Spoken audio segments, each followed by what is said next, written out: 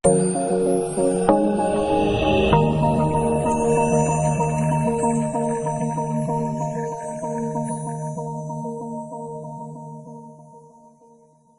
warahmatullahi wabarakatuh. Selamat datang, salam budi luhur. Baik, hari ini kita sudah sampai di pertemuan ke-12. Nah, di pertemuan minggu lalu kita sudah membahas mengenai distribusi normal. Untuk hari ini kita akan masuk ke regresi linier sederhana. Tidak latar belakang. Okay.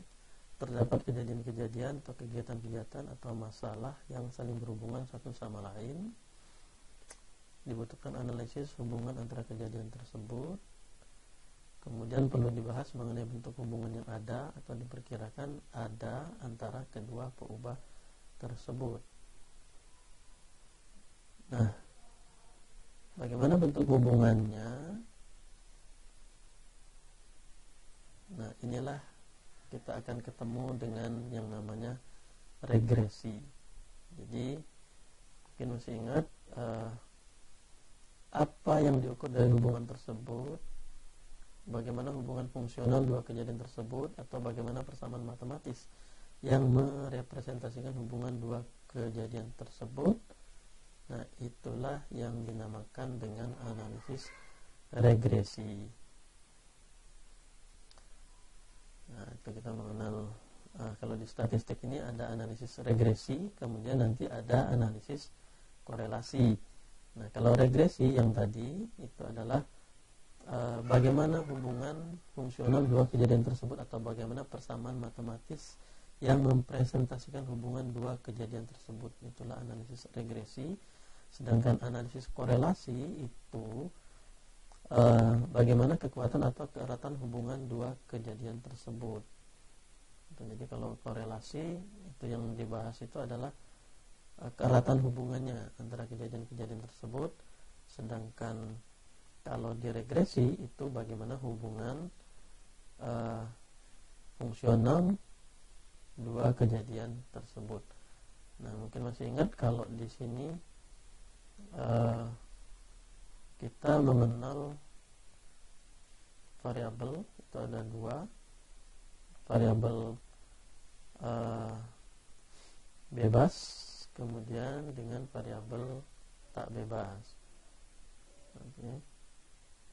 Nah, variabel bebas itu biasa dilambangkan dengan E, kemudian variabel tak bebas atau terikat itu dilambangkan dengan Y.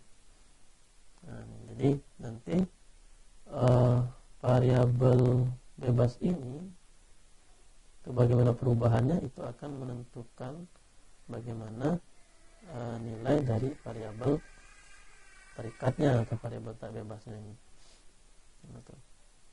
Ya. Ukuran dalam regresi itu kita mengenal ada yang namanya koefisien regresi, yaitu mengukur besarnya pengaruh X terhadap Y. Nah, kalau koefisien korelasi itu mengukur kuat tidaknya hubungan X dan Y. Jadi ini kita bedakan dulu antara regresi dengan korelasi. Nah, yang kita bahas di sini adalah regresi nanti ya. Jadi kita akan mengukur besarnya pengaruh X terhadap Y. Nah, bagaimana perubahan X itu akan menyebabkan perubahan pada Y-nya seperti apa. Oke. Nah, uji hipotesis dalam regresi itu ada uji keberartian koefisien regresi, kemudian uji keberartian model regresi, itu uji linearitas, kemudian ada uji korelasi. Kemudian jenis regresi linear sederhana, itu ada linear positif, kemudian ada linear negatif. Nah, apa itu garis regresi? Garis regresi ini adalah garis linear yang menunjukkan pola hubungan antara dua variabel, misalnya variabel X dan Y. Sebenarnya hanya merupakan garis taksiran yang dipakai untuk mewakili pola sebaran data tersebut. Nah, bentuk model regresi linear sederhana itu adalah dalam bentuk seperti ini. Y, kemudian sama dengan alpha plus b x plus ini adalah error nih epsilonnya. Nah, ada juga yang pakai lambangnya itu y sama dengan a plus bx. Nah, ini kalau kita tidak sertakan errornya di sini, kita pakai persamaan seperti ini. Oke, di mana error itu adalah kesalahan ya, error random. Kemudian bentuknya seperti ini, modelnya itu ya, mungkin masih ingat, ini adalah persamaan garis ya. Kalau kita di matematika itu ada persamaan garis, karena regresi ini digunakan sebenarnya untuk memodelkan. Jadi memodelkan hubungan antara variabel tadi x dengan y itu dalam bentuk model matematis. Nah, itu karena hubungannya itu jadi kalau biasanya kita menggambarkan hubungan antara dua variabel itu dua dimensi dalam bentuk diagram, kalau datanya biasanya digambarkan ada yang namanya scatter diagram ya. Scatter diagram.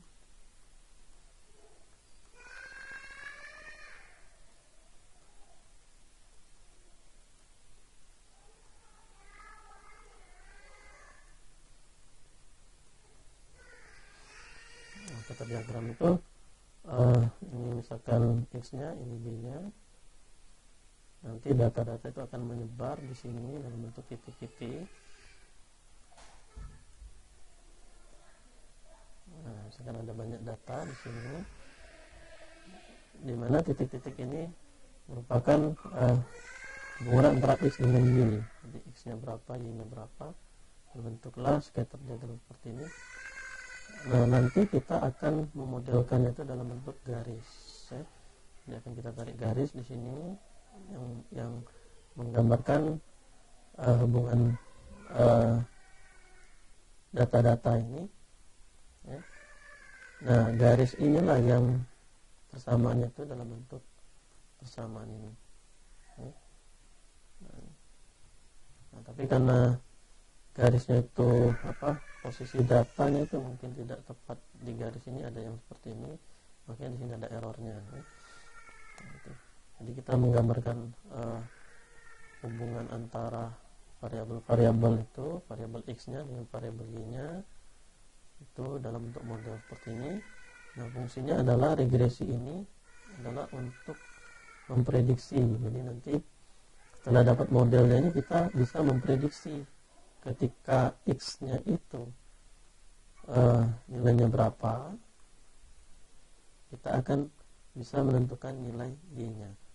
Nah, dari data-data yang ada ini terbentuk model seperti ini, dalam bentuk model ini, y ini. Kemudian nanti untuk nilai x tertentu yang kita mau cari nantinya bisa kita tentukan kira-kira prediksinya itu nilainya berapa untuk y-nya. Nah, seperti itu ya.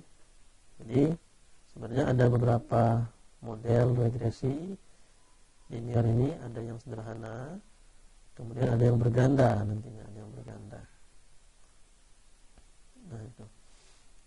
Nah, kalau yang sederhana ini dia hanya terdiri dari variabel bebasnya itu hanya sebuah variabel x. Nah, dengan beberapa data tertentu. Tapi kalau yang berganda itu dia bisa terdiri dari beberapa variabel x-nya nanti. Misalkan ada x1, x2, x3 dan seterusnya.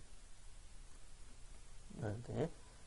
Jadi tidak hanya satu x. Nah, pembahasannya ini akan lebih rumit lagi kalau dia yang berganda. Tapi kalau yang sederhana hanya ada satu x. Nah, di mana x-nya ini nanti mungkin terdiri dari beberapa jumlah data tertentu. Kemudian kita akan melihat bagaimana hubungan antara perubahan x tadi dengan terhadap perubahan y-nya. Nah, seperti itu. Nah, baik. Kemudian metode kuadrat terkecil. Nah, kesalahan tidak dapat dihilangkan sama sekali, maka risiko betapapun kecilnya selalu ada.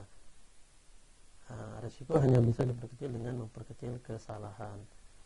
Persamaan garis regresi yang paling baik adalah persamaan garis regresi yang mempunyai total kuadrat kesalahan kecil.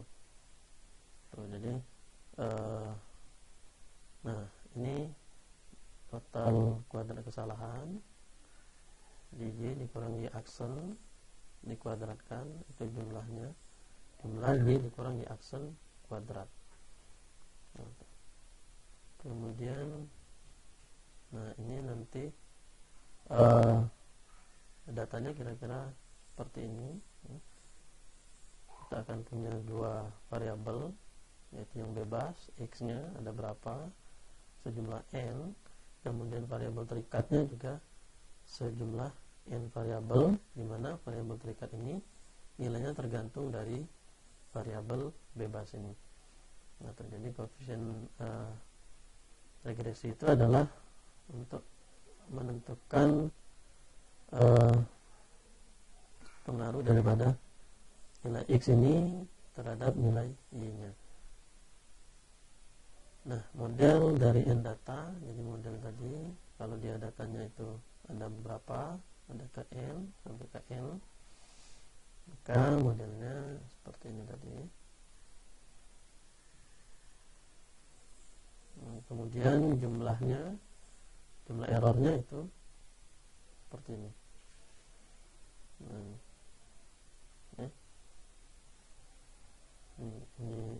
ini persamaannya. Kemudian dimana errornya itu adalah ini. Jadi jumlah error itu adalah seperti ini. Nah, ini error kuadratnya, jumlah errornya seperti ini. Nah, C jumlah errornya. Oke. Kemudian J diturunan terhadap alfa dan beta, maka nanti hanya penurunan aja, nanti kita akan dapatkan persamaan baru, turunkan lagi. Nah, kita akan dapatlah A dan B takdiran dari alfa dan beta. Nah, jadi nilai A nya itu pakai rumus ini.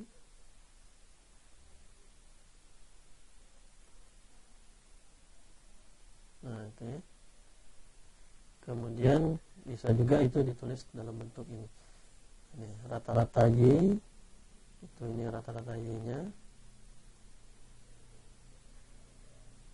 Kemudian ini rata-rata X-nya.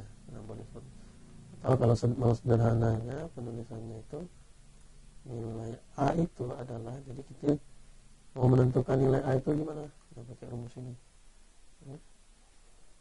Untuk mencari persamaan Y tadi. Persamaan Y tadi. A-nya gimana?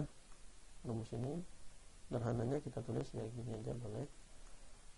Sigma daripada Y per N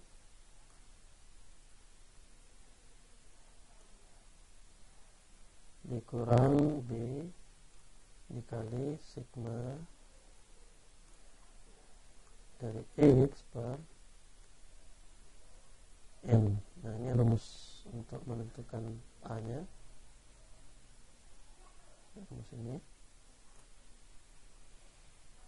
Oke, kemudian dari sini turunkan lagi akibatnya. Nah, kita akan dapatkan nilai B nya. Nah, ini B nya. Nah, ini untuk mencari nilai B nya menggunakan rumus ini. Atau kalau mau sederhana kita tulis saja B itu sama dengan N dikali sigma dari Y X atau XY sama saja ya. XY kemudian dikurang sigma X dikali sigma Y. Nah, kemudian dibagi N dikali sigma dari X kuadrat dikurang dari sigma X yang dikuadratkan. Nah, ini beda ya antara sigma X kuadrat dengan sigma X yang dikuadratkan. Nah, nanti karena kita akan dari tabelnya itu kita akan menentukan nilai masing-masing jumlah X-Y-nya, kemudian jumlah Y-nya. Nah, ini X kuadratnya kita cari, kemudian yang ini yang sigma X-nya kita kuadratkan. Nah, rumusnya pakai rumus ini ya, udah seperti ini secara singkat. Nah, jadi untuk menentukan cari A-nya gimana, pakai rumus yang ini. Mencari B-nya pakai rumus ini. Ya. Oke. Nah, ini boleh pakai rumus seperti itu, boleh pakai rumus lain. Nah, kemudian ini simpangan kuadratnya, ya. X dan Y-nya pakai rumus ini. Kemudian dari sini kita dapat B-nya. Nah, kita nilai persamaan B-nya. Kemudian jumlah kuadrat, ada jumlah kuadrat total, jumlah kuadrat regresi, dan jumlah kuadrat sesatan. Nah, masing-masing rumusnya adalah ini, jumlah kuadrat total, kemudian jumlah kuadrat regresi, kemudian jumlah kuadrat sesatan. Menggunakan rumus ini. Oke, ya, lanjutannya seperti ini. Nah, hubungannya JKT, JKR dengan JKS itu adalah ini. JKT itu JKR ditambah JKS. Kemudian derajat kebebasan masing-masing JK. Nah, untuk JKT N-1, untuk JKR itu 1, kemudian JKS itu minus N-2. Nah, hubungannya seperti ini. Ya. Oke. Rata-rata jumlah kuadrat itu kuadrat tengah, atau kuadrat rata-rata itu rata-rata jumlah kuadrat didefinisikan dengan jumlah kuadrat dibagi dengan derajat kebebasannya.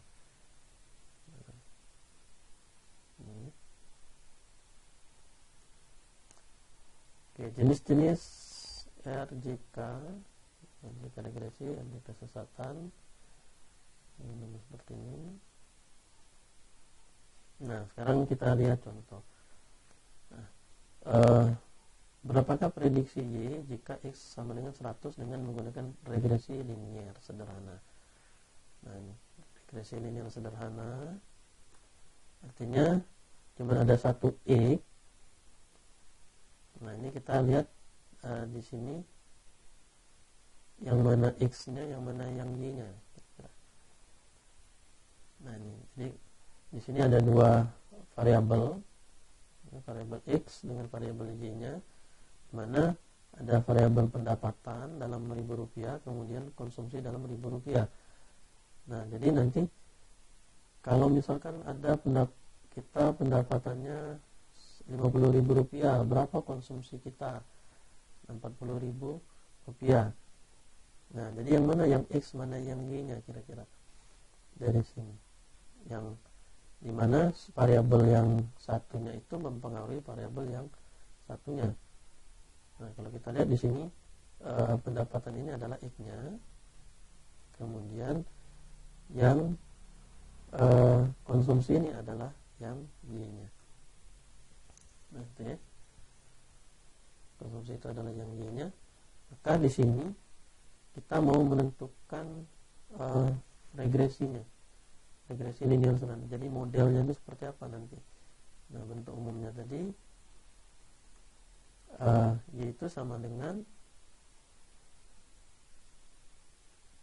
A ditambah B X. Nah, B ini kemiringan nih, kemiringan. Kalau di persamaan garis ada gradien. Nah, bagaimana menentukan A B nya? Pakai rumus yang tadi. Nanti kita akan dapat lagi Y-nya. Nah, inilah modelnya untuk data ini. Model regresi untuk data yang ada ini. Ketika pendapatan 50, kemudian konsumsinya 40. Kalau pendapatannya 60, maka konsumsinya Rp45.000. Nah, nanti kita akan memprediksi gimana kalau pendapatan kita itu 100.000, kira-kira konsumsi kita berapa? Nah itu ya. Jadi kita akan modelkan, ini model regresinya. Artinya kita akan cari dulu nilai A nya, kemudian nilai B nya. Nah, jadi dari tabel ini kita tentukan dulu berapa nilai XY, kemudian nilai X kuadratnya. Kemudian kita cari, nah ini kita cari masing-masing sigmanya. Nah ini nanti kita masukkan ke rumus. Oke. Jadi untuk menentukan Y-nya, nah Y-nya itu sama dengan A plus BX. Maka kita cari A-nya dulu, kemudian kita cari B-nya. Nah, A-nya rumusnya apa? Yang tadi rumus A-nya itu adalah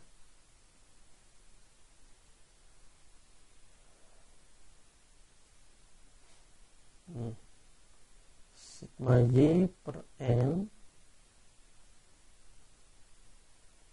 dikurang B dikali sigma X per N. A itu adalah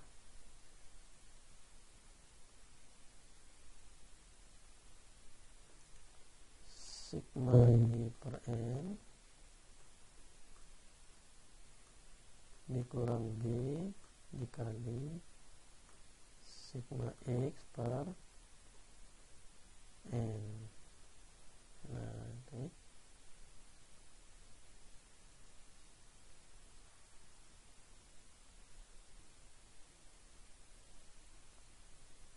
Nah, untuk mencari B-nya, rumusnya adalah, nah ini sigma XY N dikali sigma XY dikurang sigma X dikali sigma Y dibagi N dikali sigma Y kuadrat dikurang sigma X kuadrat. Kita cari, jadi untuk mencari A kita harus cari B nya dulu. Nah, B nya pakai rumus ini.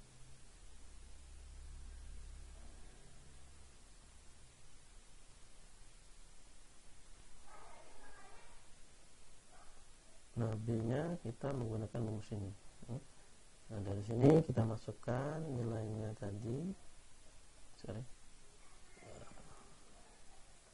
Nah, nilai N nya itu ada berapa? 1, 2, 3, 4 1, 2, 3, 4, 5.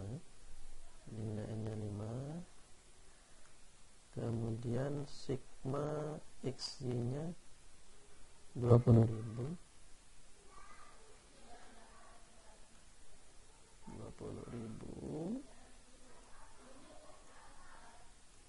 Dikurang sigma E 350, sigma Y 350, sigma Y nya itu 275.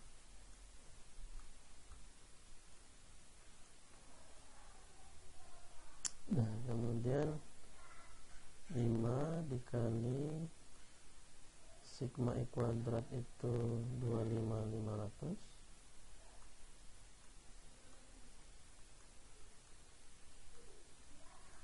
dikurang sigma E 350 dikuadratkan. Nanti dicari pakai kalkulator atau pakai Excel. Dapatlah nilai B nya itu adalah 0,75. Nah, ini 0,75. Kemudian setelah dapat nilai B, kita masukkan ke persamaan ini A nya, sigma Y per N. Sigma Y per N itu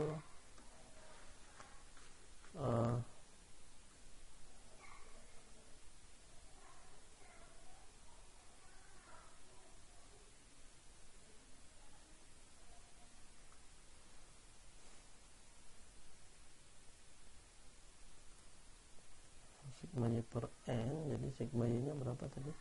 275 dibagi N nya itu 5 dikurang B nya itu 0,75 dikali sigma X itu 350 dibagi 5 bagi 5 dapatlah nilainya A nya itu 2,5. Nah dari sini kita dapat Y nya. Jadi ini modelnya itu Y nya itu adalah 2,5 nilai A nya ditambah B nya 0,75 X. Nah inilah model yang didapat atau regresinya. Regresi linear sederhananya itu adalah 2,5 ditambah 0,75 X. Nah kalau tadi pertanyaannya berapa prediksi Y untuk nilai X sama dengan 100, tinggal kita substitusikan ke persamaan Y ini. Jadi 2,5 X nya kita ganti dengan 100, 0,75 dikali 100, maka hasilnya itu adalah 7,77,5. Nah ini ini karena tadi dalam 1.000 berarti Rp1.000 nih. Nah 7,75 Rp1.000. Nah kira-kira seperti itu. Jadi regresi ini adalah model matematis kita untuk memprediksi hubungan antara variabel bebas dengan variabel tak bebas. Nah kalau contoh ini tadi variabel bebasnya itu misalkan pendapatan dengan konsumsi. Nah, kita punya data seperti ini dengan nilai pendapatan seperti ini, konsumsi yang kita gunakan itu adalah segini. Nah dari sini kemudian kita mau memprediksi gimana kalau kita pendapatan kita Rp100.000, kira-kira konsumsi kita berapa? Nah kita modelkan, dapatlah ini modelnya, kemudian kita masukkan nilai X nya 100, variabel bebasnya, maka didapatlah nilai Rp77,5. Nah jadi seperti itu nih regresi itu nih. Di data itu tentunya itu ada error, tapi yang paling baik itu adalah errornya yang paling kecil. Jadi garis regresi yang nilai error paling kecil itu yang kita gunakan. Nah kalau ini kita tidak memasukkan errornya di sini, kita hanya memodelkan Y-nya seperti ini, dapatlah nilainya Rp77,5. Nah, baik, untuk pertemuan hari ini kita sampai di sini. Untuk mengakhiri, Bapak ucapkan wassalamualaikum warahmatullahi wabarakatuh.